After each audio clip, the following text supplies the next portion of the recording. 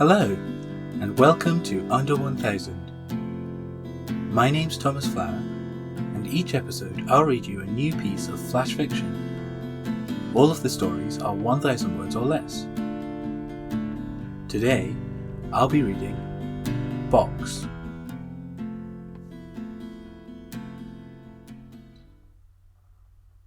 One day, suddenly, he had simply had enough.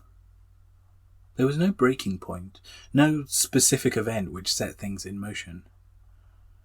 Rather, there was simply a final exhalation, a surrendering to the fact that things were simply not going to change. It was time to put his plan into motion. Greg had always thought that he could make this work, but it had been theoretical up until now. Suddenly, with this turn to reality, he realized he had to be sure. He bought a large metal cube, hollow on the inside, and began testing it for cracks and imperfections. Only once he was absolutely sure that none could be found did he move on to the next step of the process. The sofa would go, and the kitchen table, but the TV wouldn't be any use. In such a fashion, he cordoned off various items of furniture, deciding one way or another whether they would be taking the journey with him. Of course, eventually he'd have to filter them down even further to fit in the tiny space he had allocated himself.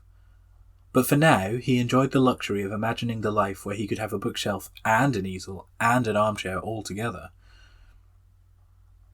Once assembled, he slowly stripped the collection down further and further, until he was able to make something which met halfway between comfort and pragmatism.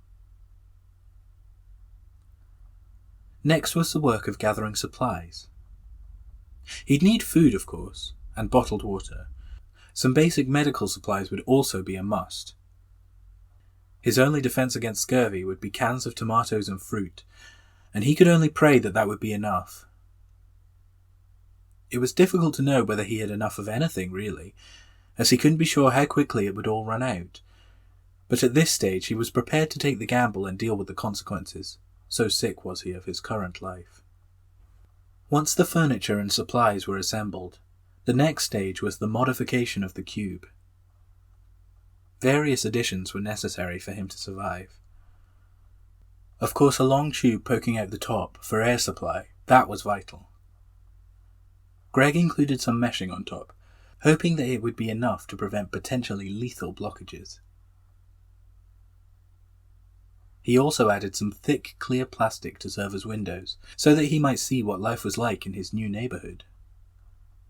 Finally, he added an escape hatch in the very top of the cube, a failsafe which would probably prove fatal anyway, but was the only thing he could do to prepare for the worst possible outcomes.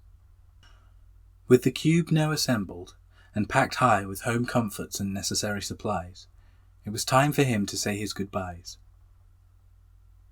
He kept things vague, not wanting to worry or scare anyone. He said he was leaving for a long journey, that he might not be back for quite some time. He said also that he'd try to write to people when he could, though he knew, of course, that that was a lie. Mostly, he tried to reassure those that cared about him, and to enjoy what was likely their final moments together. With everything else finished, all that was left was to hire a crew, a crane, and some kind of transport for the fatal day. This, it turned out, was the most difficult part of all.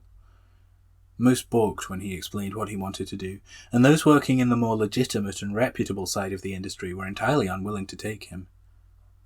However, after some time spent conducting deals with some slightly shadier characters, he was able to secure what he needed, and set a date for the big event.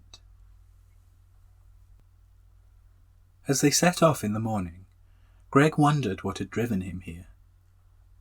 A plan like this was hardly a spur-of-the-moment thing, what with the months of planning and preparation now sitting behind him.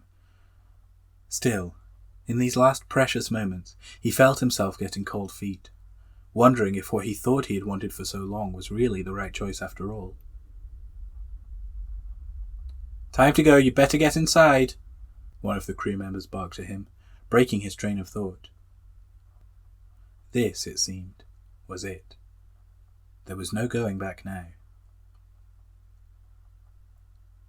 Greg climbed into his self-constructed metal cocoon.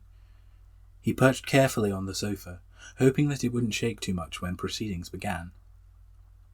A crew member shut the door and quickly checked that the hatch was sealed also. Then, as Greg sat oblivious, the crane whirred into life, scooping down and hooking the top of the metal box with a mysterious magnetic force.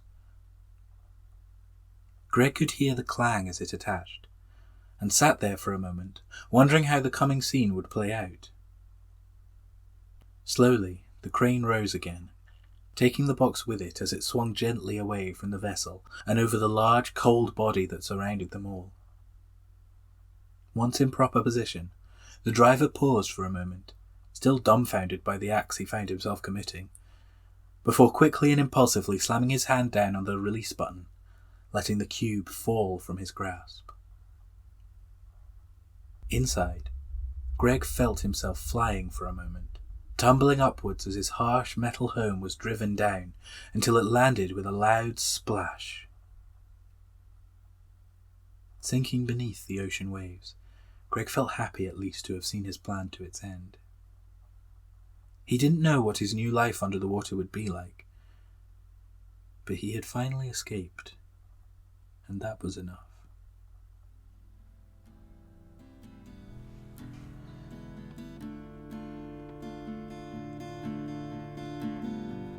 Thank you for listening to Under 1000.